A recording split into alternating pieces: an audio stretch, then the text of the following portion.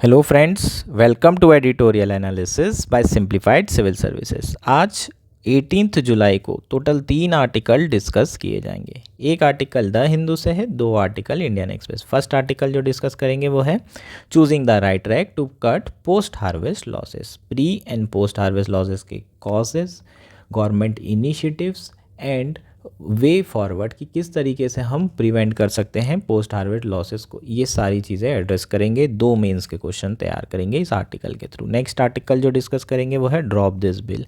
Recently Karnataka government ने कर्नाटका की cabinet ने एक बिल अप्रूव किया है on Kota for locals in the private sector. Reservation दिया जा रहा है प्राइवेट सेक्टर में फॉर लोकल पीपल। तो इसी के बारे में एक मेंस का क्वेश्चन तैयार हो जाएगा। नेक्स्ट आर्टिकल जो डिस्कस करेंगे what's needed in Jammu. Jammu and Kashmir में रिसेंटली जो रिसर्जेंसी हुई है टेरर अटैक की, उसके पीछे के रीज़न और मेजर्स इस आर्टिकल के थ्रू एड्रेस करेंगे। 3 आर्टिकल 3 क्वेश्चन मेंस के, तीनों के नोट्स बना के रखिए। अगर एनालिसिस पसंद आ रहा है तो प्लीज़ लाइक करिए, कमेंट करिए, शेयर करिए एंड सब्सक्राइब करिए। अगर आपको इसकी पीडीएफ चाहिए तो आप जो है हमारा टेलीग्राम चैनल भी ज्वाइन कर सकते हैं, लिंक नीचे दी गई होगी। और या फिर आप सिंप्लीफाइड सिविल सर्विस सर्च करिए और हमको ज्वाइन करिए। आइए शुरू करते हैं हमारा एनालिसिस। हमारा फर्स्ट आर्टिकल है choosing the right track to cut post harvest losses. Article the Hindu में आया है। GS3 एग्रीकल्चर मेंस के पर्सपेक्टिव से काफ़ी ज़्यादा इंपॉर्टेंट है। एग्रीकल्चर से लगभग 4 क्वेश्चन पूछे जाते हैं आपको और 25 में से टोटल 20% क्वेश्चन आपको एग्रीकल्चर से आते हैं। तो बहुत ज़्यादा इंपॉर्टेंट टॉपिक है आपका एग्रीकल्चर। प्रीलिम्स में भी आपको काफ़ी क्वेश्चन पूछे जाते हैं। प्रीलिम्स में जो क्वेश्चन पूछते हैं वो डेटा बेस्ड क्वेश्चन होते हैं। तो इस आर्टिकल में जो जो डेटा है सबको याद रखोगे, उसको नोट्स बना के रखोगे, वो सारी चीज़ें आपको प्री में पूछी जा सकती है। अब इस आर्टिकल के थ्रू मेंस के 2 क्वेश्चन तैयार करेंगे। पहला क्वेश्चन कौन सा है? पहला जो लाइन दी हुई है वही पहला क्वेश्चन है। क्या क्वेश्चन है? India ranks second in the global agriculture production but its share in the global agriculture export is only 2.4%, placing it 8th in the world. Explain the factor responsible for low export share in agriculture. तो ये आपको बताना है कि क्या क्या factor responsible हैं लो export share के लिए एग्रीकल्चर की, यहाँ हम बात कर रहे हैं। ठीक है, तो हम यहाँ पर पहला क्वेश्चन ये एड्रेस करेंगे। अब ये जो लाइनें लिखी हुई है ये प्रीलिम्स में आ जाएगी 2 स्टेटमेंट में। पहला आ जाएगा कि इंडिया का ग्लोबल एग्रीकल्चर प्रोडक्शन में रैंक 2nd नंबर पर है। ओवरऑल एग्रीकल्चर प्रोडक्शन का डेटा भी दे सकता है इस लाइन के साथ। सेकेंड स्टेटमेंट आ जाएगा कि इंडिया का जो ग्लोबल एग्रीकल्चर एक्सपोर्ट है वो शेयर है वो 2.4% है या फिर 4% है या 5% है या 8% है। इस तरह का डेटा 2023 में ऐसे क्वेश्चन पूछे जा चुके हैं जिसमें ट्रेड शेयर इंडिया का पूछा गया था। मर्केंडाइज ट्रेड शेयर की बात कर रहा हूँ मैं। ठीक, तो यहाँ पर अलग से एग्रीकल्चर का भी ग्लोबल एग्रीकल्चर एक्सपोर्ट शेयर पूछा जा सकता है, इसलिए इसको ध्यान रखना है। प्रीलिम्स के लिए काफ़ी इंपॉर्टेंट है ये स्टेटमेंट। मेंस में ऐसी स्टेटमेंट आ जाएगा और आपको कमेंट पूछ लिया जाएगा या फिर आपको पूछ लिया जाएगा कि बताइए factor responsible for low export share. ठीक, तो क्या क्या फैक्टर रिस्पॉन्सिबल है? फर्स्ट तो क्या है, इंडिया एग्रीकल्चर प्रोडक्शन बहुत कर रहा है। पहला स्टेटमेंट क्या है? एग्रीकल्चर प्रोडक्शन में आप इतना ज़्यादा टॉप पे हैं, लेकिन आपका जो एक्सपोर्ट है उसमें आप 8वें नंबर पे हैं। ऐसा क्यों या नॉर्मली क्यों? तो सबसे पहला रीज़न तो आ जाएगा यार, इंडिया की पॉपुलेशन बहुत ज़्यादा है, तो हम लोग प्रोडक्शन भी बहुत करते हैं और कंज्यूम भी बहुत करते हैं। तो कंजम्पशन में बहुत ज़्यादा जो है आपके क्रॉप प्रोडक्शन चला जाता है, जो भी हम प्रोड्यूस कर रहे हैं वो कंज्यूम कर लेते हैं। एक्सपोर्ट के लिए कम बचता है, इसलिए इंडिया का जो रैंक है एक्सपोर्ट में वो कम है। पहला रीज़न ये होगा, है ना। नेक्स्ट रीज़न क्या है? लो प्रोडक्टिविटी। हमारे यहाँ जो एग्रीकल्चर प्रोड्यूस हो रहा है उसमें प्रोडक्टिविटी बहुत कम है। प्रोडक्टिविटी का मतलब क्या होता है? क्रॉप प्रोडक्शन पर हेक्टेयर, 1 एकड़ में कितनी क्रॉप प्रोड्यूस हो रही है वो प्रोडक्टिविटी कहलाती है। तो हमारे यहाँ प्रोडक्टिविटी बहुत ज़्यादा नहीं है, इसलिए ओवरऑल प्रोडक्शन बहुत ज़्यादा नहीं हो पा रहा है। हम बहुत बड़े एरिया में प्रोड्यूस कर रहे हैं, इसलिए 2nd नंबर पर जो है हमारा ग्लोबल प्रोडक्शन में 2nd नंबर पे है ना। लेकिन अगर हम इतना बड़ा एरिया की प्रोडक्टिविटी बढ़ाएं तो हम टॉप पे भी आ सकते हैं और हम बहुत ज़्यादा प्रोड्यूस कर सकते हैं। तो प्रोडक्टिविटी कम होने के कारण हम एक्सपोर्ट नहीं कर पा रहे हैं ज़्यादा। प्रोडक्टिविटी कम होने के रीज़न क्या है? रेनफॉल, है ना। हम लोग ज़्यादातर रेनफॉल पर रिलाई करते हैं, इरिगेशन फैसिलिटीज़ अवेलेबल नहीं है और क्लाइमेट चेंज के कारण बहुत ज़्यादा फ्लक्चुएशंस आने लगे हैं रेनफॉल में और देयरफॉर आपके क्रॉप प्रोडक्शन में and therefore low productivity. Second क्या है? 86% farmers are small and marginal farmer. India में जो 86% फार्मर है उनके पास 2 हेक्टेयर से कम लैंड है। अब इतनी छोटी लैंड रहेगी पर फार्मर तो आप समझ सकते हैं कि वो इकोनॉमिक ऑफ स्केल में प्रोड्यूस नहीं कर सकता। लार्ज लैंड होती है तो प्रोडक्शन और प्रोडक्टिविटी ज़्यादा होने के चांसेस होते हैं। छोटी लैंड में इतना ज़्यादा प्रोडक्शन भी नहीं होता, प्रोडक्टिविटी भी नहीं होती। इट्स वेरी मच लाइक कि घर पे 2 लोगों का खाना बने, 3 का खाना बने, ऑलमोस्ट मसाले इनपुट सेम लगते हैं, तो इनपुट कम, आउटपुट ज़्यादा, ओवरऑल आपका जो प्रोडक्शन है, प्रोडक्टिविटी है, वो इंक्रीज़ हो जाती है। सो आपके जो 86% फार्मर्स हैं वो स्मॉल मार्जिनल फार्मर है, इसलिए प्रोडक्टिविटी कम है। पुअर क्वालिटी सीड्स इस्तेमाल कर रहे हैं, लो सीड रिप्लेसमेंट रेशियो है, वही पुरानी सीड्स फार्मर यूज़ करते हैं। एक बार जो लगाया प्लांट, उसी के बाद उसी सीड को दोबारा से बचा करके बार बार उसे इस्तेमाल करते हैं, तो ओवरऑल प्रोडक्शन कम होता है और प्रोडक्टिविटी कम होती है। तो 3-4 रीज़न मैंने यहाँ लिख दिए प्रोडक्टिविटी के, और बहुत सारे रीजंस हो सकते हैं ना। प्रॉपर टेक्नोलॉजी का इस्तेमाल नहीं कर रहे हैं, प्रिमिटिव एग्रीकल्चर अभी भी किया जा रहा है एंड ऑल, है ना, प्रॉपर फर्टिलाइज़र यूज़ नहीं, ये सारी चीज़ें आ जाएगी। नेक्स्ट क्या है factor, inability to meet desired quality standards. Generally आप यूरोपियन कंट्री की बात करें, यूरोपियन यूनियन की बात करें, तो यहाँ पर एक्सपोर्ट करना बड़ा मुश्किल हो जाता है। कई बार हमारे जो प्रोडक्ट्स होते हैं उसमें बहुत ज़्यादा फर्टिलाइज़र यूज़ किया जाता है, पेस्टिसाइड यूज़ किया जाता है, उसके कारण वो रिजेक्ट हो जाते हैं। तो प्रॉपर क्वालिटी स्टैंडर्ड्स जो चाहिए, जब तक हम उसे मीट नहीं करेंगे हम एक्सपोर्ट नहीं कर पाएंगे। नेक्स्ट क्या है, inefficiencies in supply chain such as इनएडिक्वेट transportation network and infrastructure. जो सप्लाई चेन है उसमें बहुत ज़्यादा इनएफिशिएंसीज है, उसके कारण बहुत ज़्यादा पोस्ट हार्वेस्ट लॉस हो जाता है हमारे स्पेशली पेरिशेबल गुड्स का, और इसलिए क्या हो रहा है कि आपका एक्सपोर्ट नहीं हो पा रहा है। मेनली एग्रीकल्चर में भी देखें तो एक तो फूड प्रोडक्शन, फूड क्रॉप्स हो जाएंगी आपकी जो ज़्यादा समय तक आराम से रह सकती है। एक होते हैं आपके पेरिशेबल क्रॉप्स, पेरिशेबल मतलब जो वेजिटेबल और फ्रूट्स आइटम जो 2-4 दिन में, 8 दिन में, 10 दिन में ख़त्म हो जाते हैं, जिनकी शेल्फ लाइफ बहुत कम होती है।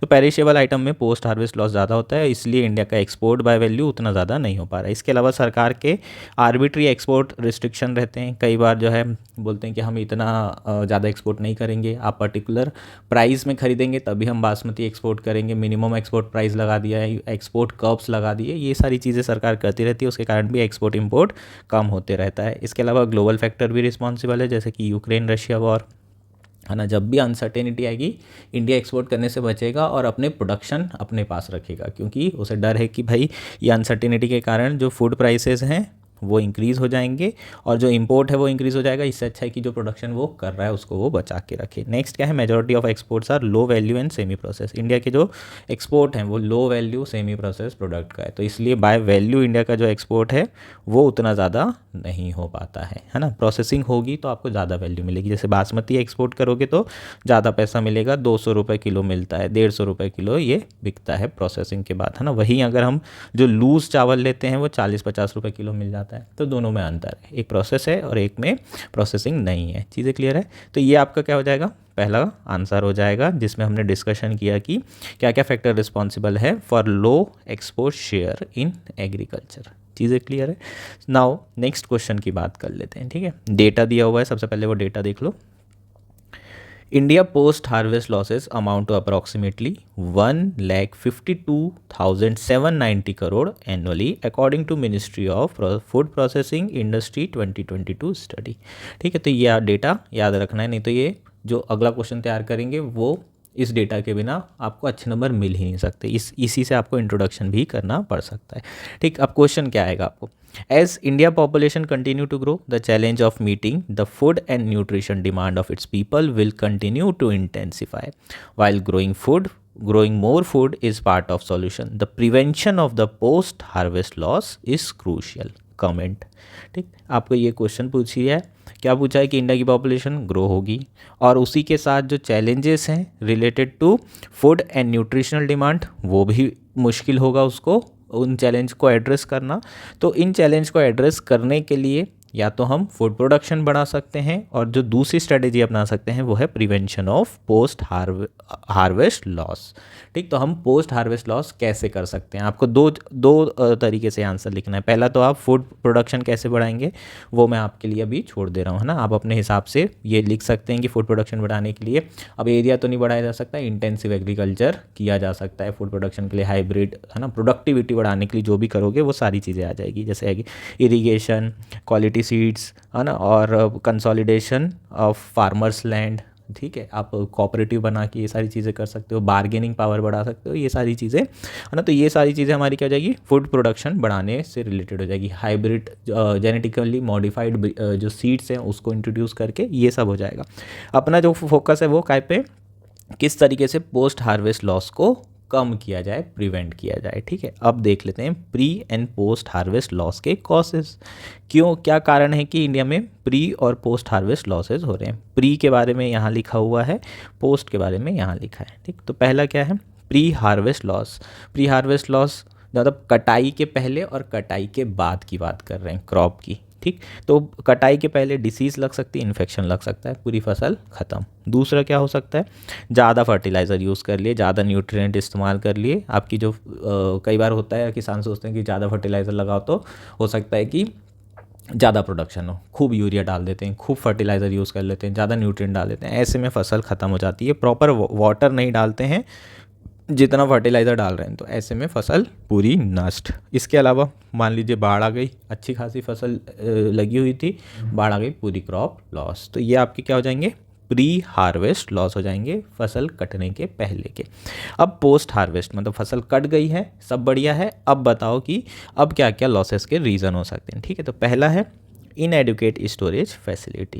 Government of India acknowledged that country waste 58,000 rupees crore worth of food items due to inadequate storage facility. इसमें कोल्ड स्टोरेज फैसिलिटी की भी यहाँ बात कर रहे हैं, है ना। पेरिशेबल आइटम्स को हम कहाँ पर रखेंगे, फ्रोज़न फ्रिज टाइप की स्टोरेज फैसिलिटी में। तो कोल्ड स्टोरेज फैसिलिटी होना चाहिए, तभी आपके जो टमाटर हैं, आपके आलू हैं, वेजिटेबल्स हैं, फ्रूट्स हैं, इनकी शेल्फ लाइफ बच पाएगी। जैसे आप फ्रिज में रखते हैं वैसे ही फ्रिज की एक बहुत बड़ी फैसिलिटीज़ होना चाहिए। ये कोल्ड स्टोरेज फैसिलिटी की बहुत ज़्यादा कमी है, ये एक बहुत बड़ा रीज़न है जिसके कारण आपके लॉसेस हो रहे हैं, पोस्ट हार्वेस्ट लॉसेस हो रहे हैं। दूसरा क्या है, फ्रेगमेंटेड सप्लाई चेन। जो सप्लाई चेन है वो भी बहुत ज़्यादा फ्रेगमेंटेड है। सप्लाई चेन है क्या, होता क्या है ये समझ लो।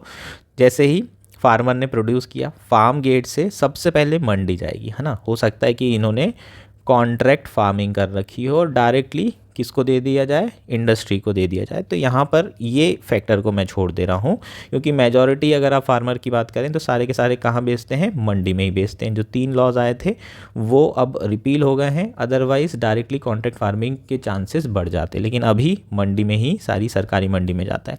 और जनरली कैसे जाता है, रोड से। अब जो रूरल एरिया है वहाँ से मंडी तक की जो कनेक्टिविटी है उसके लिए रोड कभी अच्छी मिलेगी, कभी अच्छी नहीं मिलेगी, तो लॉजिस्टिक कॉस्ट बहुत हाई होती है।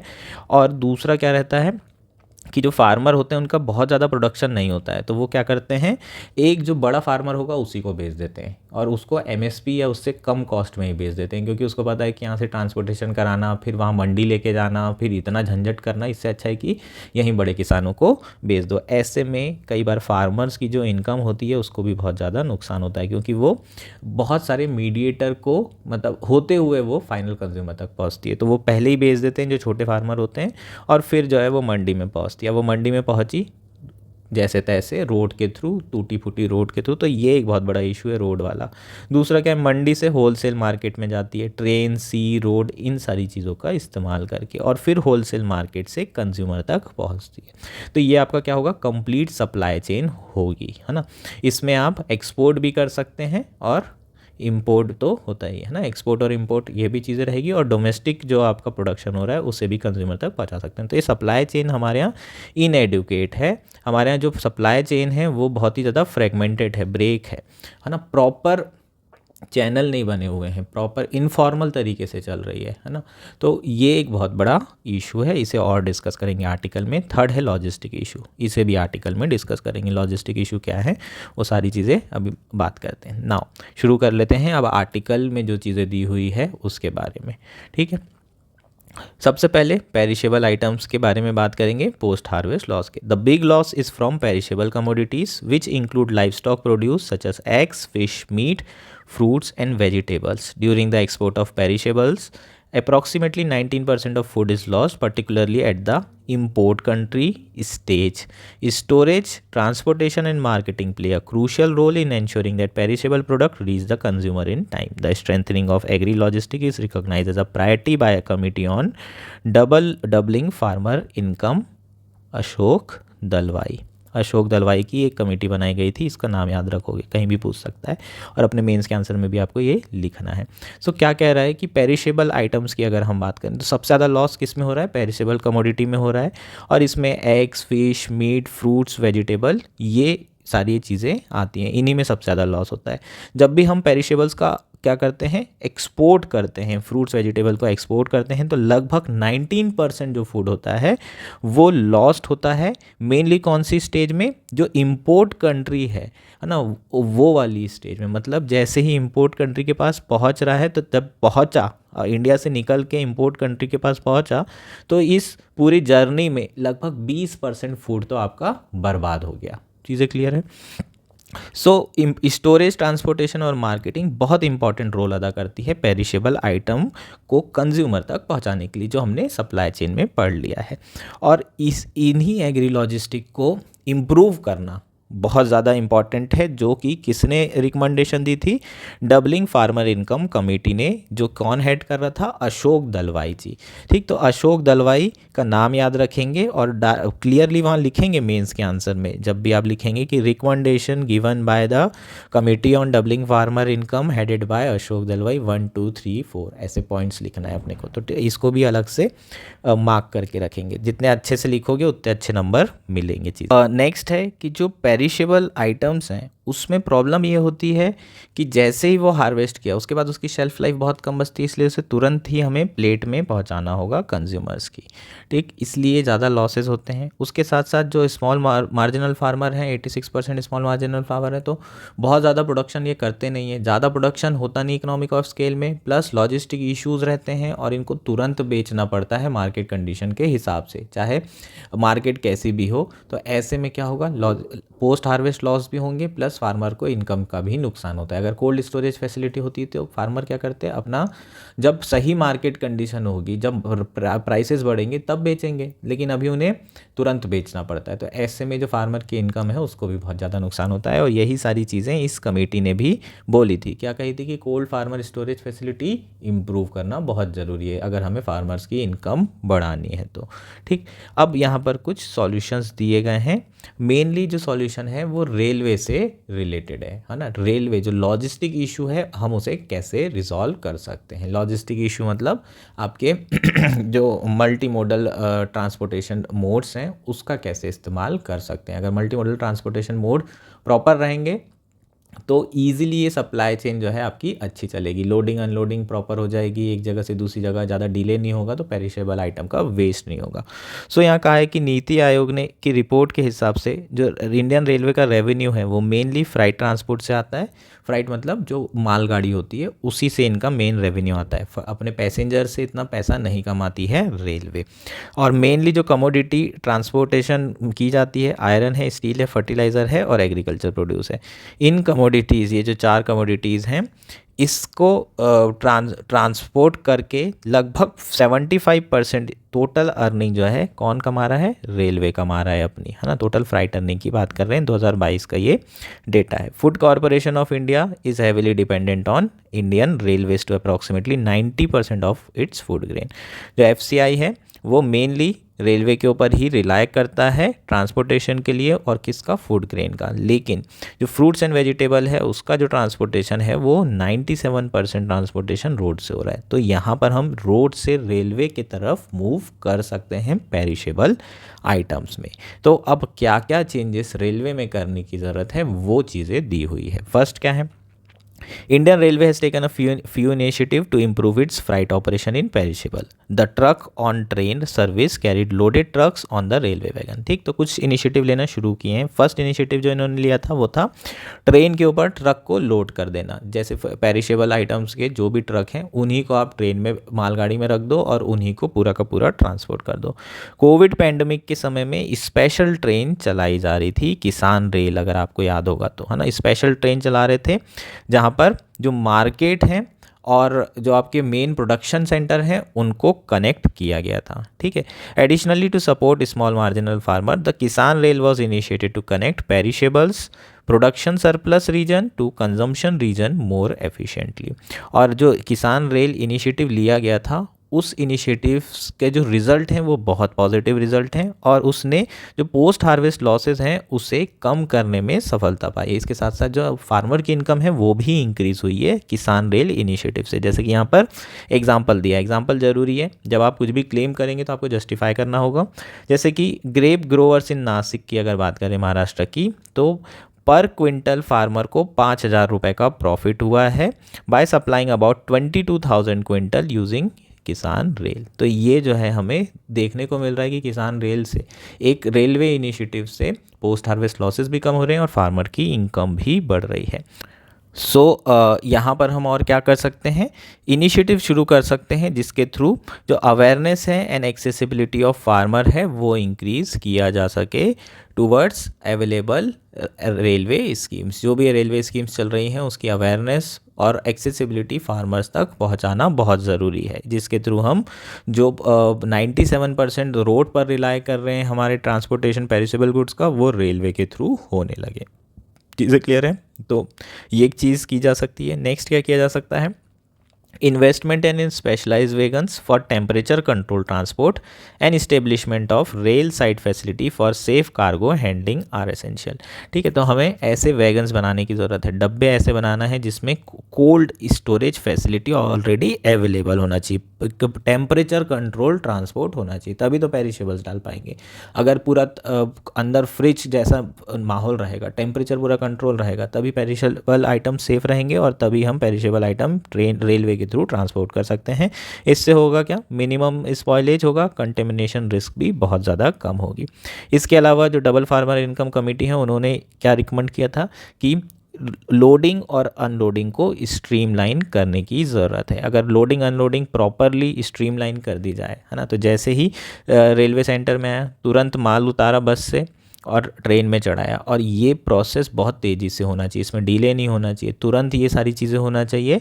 तो ऐसे में जो पेरिशेबल आइटम्स की शेल्फ़ लाइफ है वो जितनी है उसमें ही पेरिशेबल आइटम जो है आप कंज्यूमर तक पहुंचाया जा सकेगा।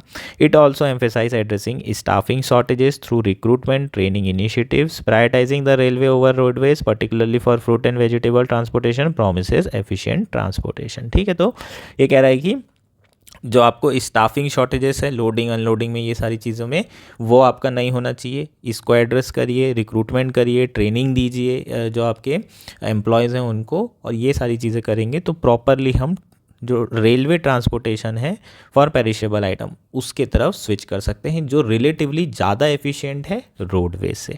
चीज़ें क्लियर है? तो प्राइवेट सेक्टर भी इसमें एक बड़ा रोल अदा कर सकता है in enhancing operational efficiency and strengthening the rail infrastructure through public private partnership. तो प्राइवेट सेक्टर का भी रोल आप यहाँ पर लिख सकते हैं।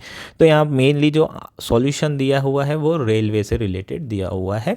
सरकार और क्या कर रही है वो देख लेते हैं। जैसे कि सरकार ने मेगा फूड पार्क जो है बहुत सारे लॉन्च किए हैं, है ना। मेगा फूड पार्क जो स्कीम से बहुत सारी लॉन्च की है, इसके थ्रू मेगा फूड पार्क बनाया जा रहा है। ये बेसिकली जितना भी आपका प्रोडक्शन है वो यहाँ पर मेगा फूड पार्क में पहुँचेगा और फिर यहीं पर सारी चीज़ प्रोसेसिंग एक ही जगह होगी, बहुत ज़्यादा जगह जाना नहीं पड़ेगा।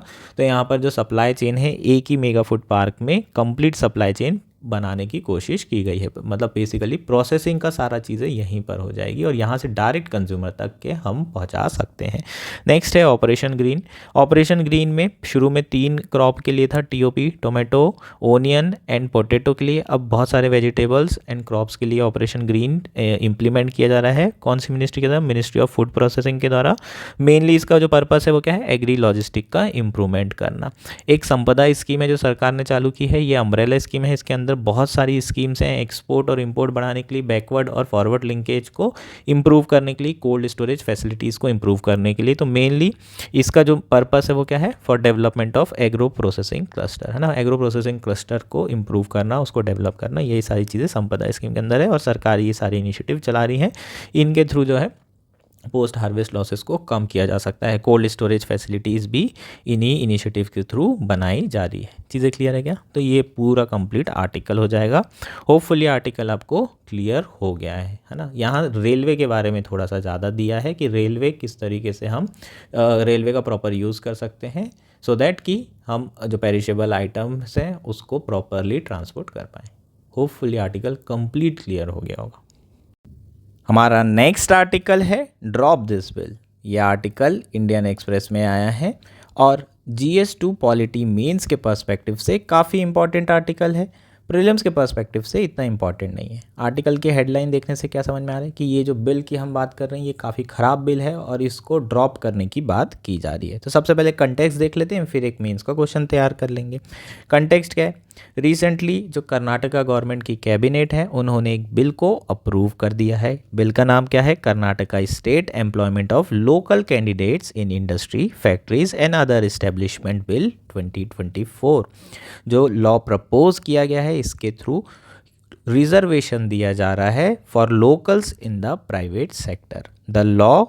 The proposed law requires industries, factories and other establishment to appoint 50% of local candidate in management category and 75% in non management categories. इसका मतलब क्या है?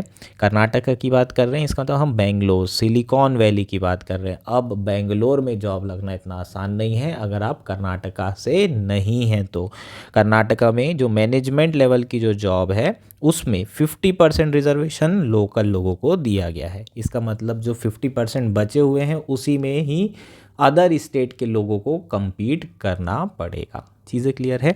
और वहीं अगर नॉन मैनेजमेंट कैटेगरी की जॉब है तो 75% जो है रिजर्वेशन लोकल लोगों के लिए, बाहर वाले केवल 25% के लिए compete कर पाएंगे। सो अब रिजर्वेशन प्राइवेट सेक्टर में भी हो रहा है और वो डोमिसाइल के बेसिस पे हो रहा है, सन ऑफ द सॉइल के बेसिस पे हो रहा है। ठीक, तो ये ऑब्वियसली जो लॉ है काफ़ी बुरा लॉ है। अगर हम पॉलिटिक्स की बात करें तो भी बुरी है।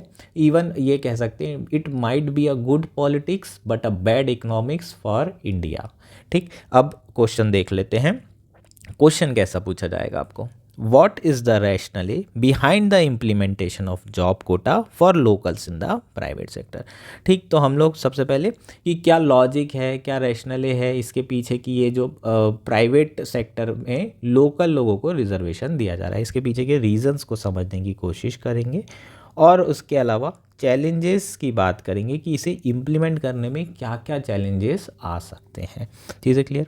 इसके पहले आंध्र प्रदेश, हरियाणा ने भी ऐसे लॉ लेकर आ चुका है, पास करा चुका है और मध्य प्रदेश में भी ये बिल इंट्रोड्यूस किया जा चुका है ना। तो कई सारे स्टेट हैं जो इस तरह के लॉज बना रहे हैं। तो इसके पीछे के रीजंस क्या हैं? ऑब्वियसली पॉलिटिक्स तो है ही, पॉलिटिक्स बहुत बड़ा रीज़न है क्योंकि जो लोग हैं, जो स्टेट के जो चीफ मिनिस्टर है ना, वो जनरली कहाँ कैसे बन रहे हैं चीफ मिनिस्टर? लोकल लोगों की मदद से। बाहर का आदमी तो नहीं कर रहा है, तो उनकी एक मॉरल रिस्पॉन्सिबिलिटी है लोकल लोगों के लिए एम्प्लॉयमेंट प्रोवाइड करना। सो एम्प्लॉयमेंट पब्लिक सेक्टर में तो इतना है नहीं, तो प्राइवेट सेक्टर में ही जो एम्प्लॉयमेंट है उसमें वो रिजर्वेशन देना चाहते हैं। तो इसलिए जो है वो मॉरल रिस्पॉन्सिबिलिटी को पूरा कर रहे हैं, plus politics, obviously vote bank politics तो एक बहुत बड़ा रोल है ही। अब इसके पीछे के रीजंस देखें तो ऑब्वियसली जो लोकल यूथ होगा वो एम्पावर होगा।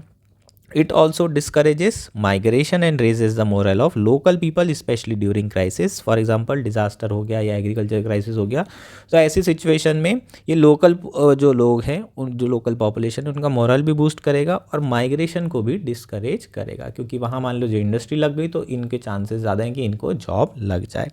Ensure equality as public sector jobs are low. ठीक है, अगर प्राइवेट में देंगे तो इक्वलिटी भी बढ़ेगी क्योंकि पब्लिक सेक्टर जॉब तो इतनी ज़्यादा है नहीं, प्राइवेट सेक्टर पे रिजर्वेशन देना पड़ेगा ही पड़ेगा अगर इक्वलिटी एंश्योर करना है सही मायनों में, सब्सटेंशियल इक्वलिटी बोल दिया जाए। नेक्स्ट है private sector uses local people land और other resources, therefore they have moral obligation to give jobs to local.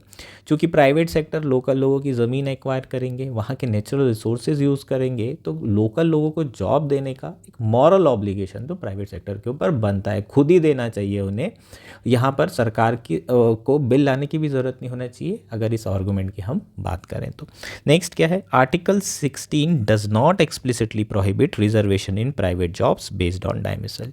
ठीक है, तो आर्टिकल 16 में कहीं पर भी एक्सप्लिसिटली ये प्रोहिबिट नहीं किया गया है कि आप रिजर्वेशन नहीं दे सकते प्राइवेट जॉब्स में, मेनली बेस्ड ऑन डोमिसाइल या फिर जो प्लेस ऑफ रेसिडेंट जो क्राइटेरिया है उसके हिसाब से आप जो है रिजर्वेशन नहीं दे सकते, ऐसा कहीं भी नहीं लिखा हुआ है। चीज़ें क्लियर है?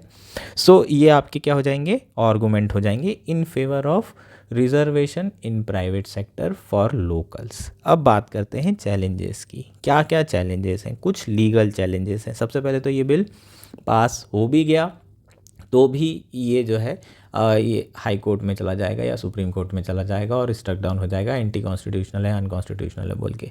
कैसे? It goes against constitutional ideal of equality. Article 14 और 16 के जो कॉन्स्टिट्यूशनल आइडल्स हैं, इक्वलिटी के जो आइडिया हैं, उसके अगेंस्ट में है। दूसरा क्या है?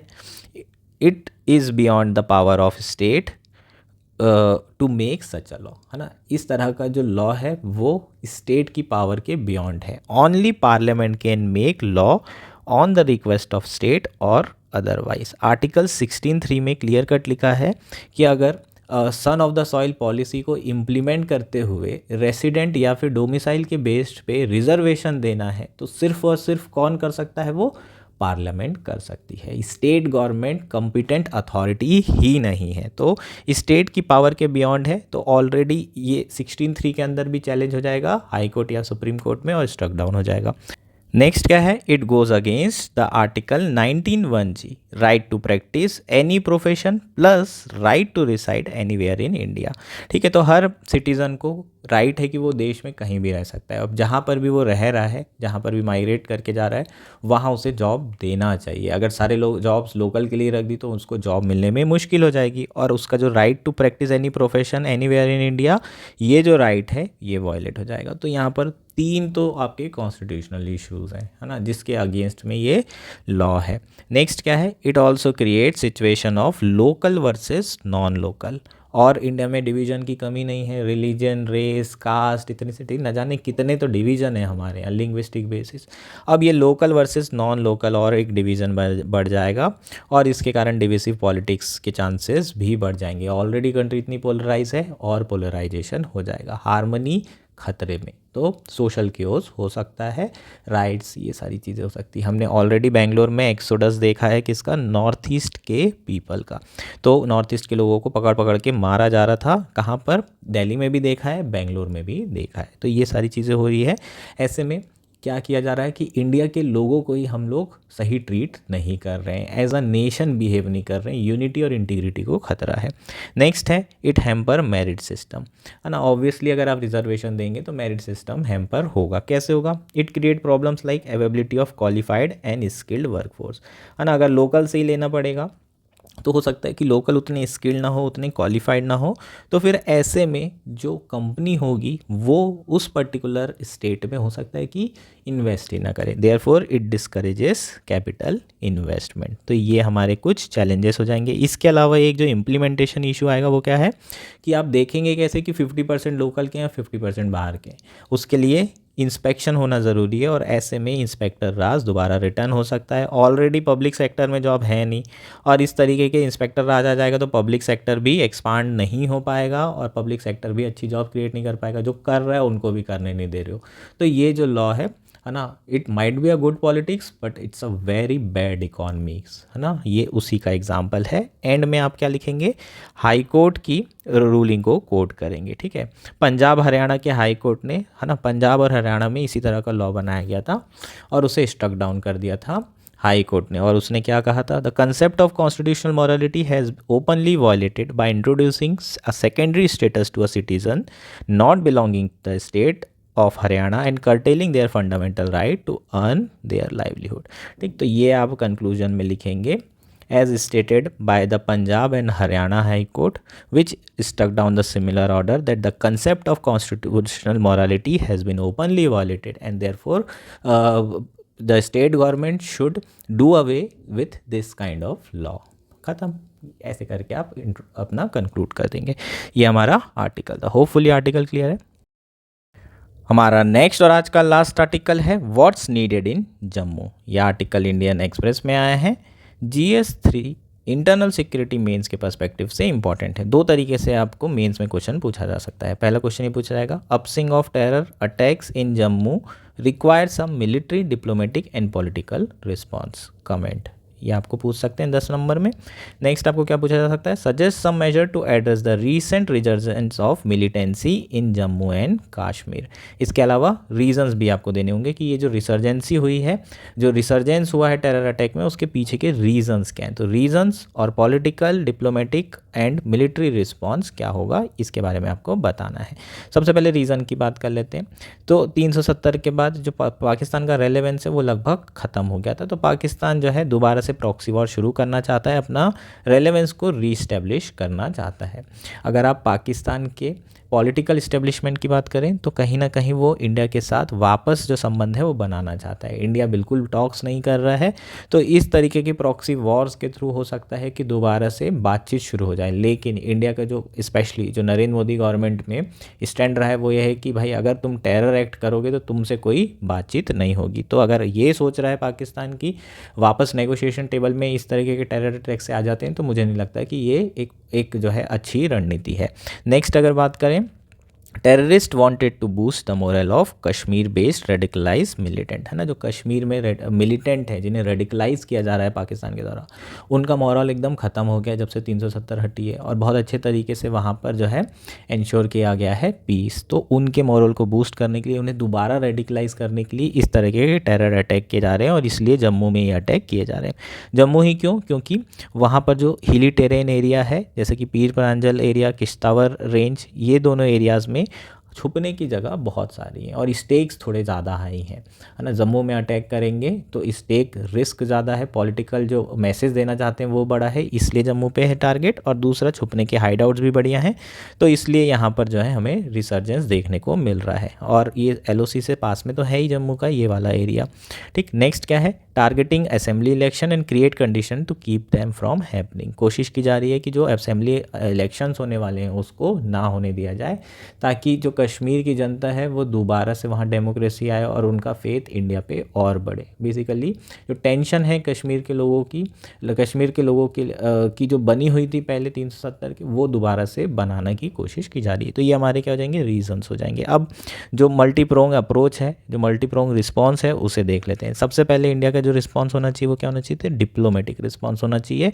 सबसे पहले इंडिया को एक्टिव डिप्लोमेसी के साथ शुरू करना चाहिए, पाकिस्तान को कन्वे करना चाहिए, साथ में इंटरनेशनल कम्युनिटी को भी कन्वे करना चाहिए कि जो पाकिस्तान कर रहा है इसके रिस्क बहुत ज़्यादा है, जो उसने प्रॉक्सी वॉर शुरू कर दी है, और इसका जो कन्फ्लिक्ट वापस से अगर शुरू होता है तो इसका पूरा ओनस, पूरी जिम्मेदारी, ओनस मतलब इसका जो दायित्व है वो किसके ऊपर आएगा, पाकिस्तान के ऊपर आएगा, क्योंकि ये दोबारा से प्रॉक्सी वॉर शुरू कर रहे हैं। इंडिया को ये भी कन्वे करने की ज़रूरत है इंटरनेशनल कम्युनिटी को कि जो पाकिस्तान न्यूक्लियर रिस्पॉन्स थ्रेट दे रहा है, इससे इंडिया को फ़र्क नहीं पड़ता, इंडिया अपने इंटरेस्ट सिक्योर करेगा एट एनी कॉस्ट। इसके अलावा जो इंडिया का स्ट्रेटेजिक पेशेंस अभी दिखा रहा है, कुछ नहीं कर रहा है, वो ऑलरेडी ग्रे जोन में है और बहुत जल्दी रेड जोन में जाएगा, और पाकिस्तान के लिए हालात सही नहीं हो सकते। इसलिए पाकिस्तान को ये स्ट्रेटेजिक पेशेंस टेस्ट नहीं करना चाहिए, और ये सारी चीज़ें इन्फ्लुएंशियल पावर को भी कम्युनिकेट करना ज़रूरी है, ताकि वो क्या करें, पाकिस्तान को सेंसिटाइज करें पॉलिटिकल और उनकी मिलिट्री लीडरशिप को कि तुम लोग जो है ऐसी हरकतें मत करो, नहीं तो दोबारा से बेइज्जती होगी, दोबारा से स्ट्राइक होगी सर्जिकल। तो फर्स्ट आपका क्या हो जाएगा, डिप्लोमेटिक। नेक्स्ट क्या है, पॉलिटिकली इंडिया गवर्नमेंट को क्या करना है, यहाँ पर दोबारा से स्टेटहुड रीस्टोर करना है। कश्मीर और जम्मू की जो जनता है ना, इस बार काफ़ी दुखी है। बीजेपी को उतने वोट्स नहीं मिले हैं, कश्मीर में तो लड़े नहीं, पर बीजेपी को जम्मू में भी एक आध जगह हार गई। तो कहीं ना कहीं जो स्टेटहुड है उसे रीस्टोर करना ज़रूरी है, ताकि लोगों का कॉन्फिडेंस दोबारा से इंडियन गवर्नमेंट के ऊपर, डेमोक्रेसी के ऊपर बने। जो लोकसभा इलेक्शन हुए थे उसमें टर्नआउट बहुत हाई था, इवन अगर टर्नआउट हाई नहीं है तब भी जम्मू एंड कश्मीर का इंटीग्रेशन और इलेक्शन पोस्टपोन नहीं करना चाहिए। 1996 में भी ऐसे इलेक्शन किए गए थे जहां टर्नआउट कम था, लेकिन फिर भी इलेक्शन सक्सेसफुल थे। 2002 में इलेक्शन कराया गया जब 1650 के आसपास टेररिस्ट रिलेटेड इंसिडेंट हुए थे, उसके बाद भी कंडक्ट कराए गए थे और सफलतापूर्वक। महीने 2 महीने का पोस्टपोन, कोई प्रॉब्लम नहीं है, सुप्रीम कोर्ट भी एक्सेप्ट कर लेगा। ठीक, नेक्स्ट क्या है, मिलिट्री अप्रोच। मिलिट्री अप्रोच तो ज़रूरी है ना। जनरली जम्मू साइड में इतना ज़्यादा डिप्लॉयमेंट नहीं था, ज़्यादातर कश्मीर में ही था, तो ऑब्वियसली यहाँ पर आपको डिप्लॉयमेंट, एडिशनल फोर्सेस डिप्लॉय करने की बहुत ज़्यादा ज़रूरत है। और एक बड़ा ऑपरेशन करने की भी ज़रूरत है। ये जो बड़ा ऑपरेशन होगा वो बेसिकली जो टेररिस्ट है उसको न्यूट्रलाइज करेगा और उनके जो लॉजिस्टिक्स और हाइडआउट्स हैं उनको भी डिस्ट्रॉय करने के लिए एक बड़ा ऑपरेशन पीर पांजल साउथ में करना बहुत ज़्यादा ज़रूरी है। इसके अलावा जो मिलिट्री है उनकी टेक्नोलॉजी और special operation group intelligence capability को भी फुली एक्सप्लॉइट करना ज़रूरी है और इसको ये टेक्नोलॉजी इक्विप्ड करना, मिलिट्री को इन टेक्नोलॉजी से इक्विप्ड कराना भी बहुत ज़्यादा ज़रूरी है। ऑलरेडी पूंछ, सुरंगकोटे और राजौरी जो सेक्टर है इनमें ऑलरेडी स्टेबलाइजेशन आ चुका है, लेकिन रियासी, डोडा और कठुआ यहाँ पर इशू अभी भी है और यहाँ पर जो है आर्मी को अपना जो काम है उसे बखूबी वो जानते हैं, उसी को करने की ज़रूरत है। चीज़ें क्लियर है? तो ये हमारा पूरा आर्टिकल हो जाएगा मल्टी प्रोंग अप्रोच। ठीक, ये लास्ट आर्टिकल था। That's it for today. अगर आपके कोई भी इश्यूज़ हैं तो आप जो है कमेंट करके लिख सकते हैं।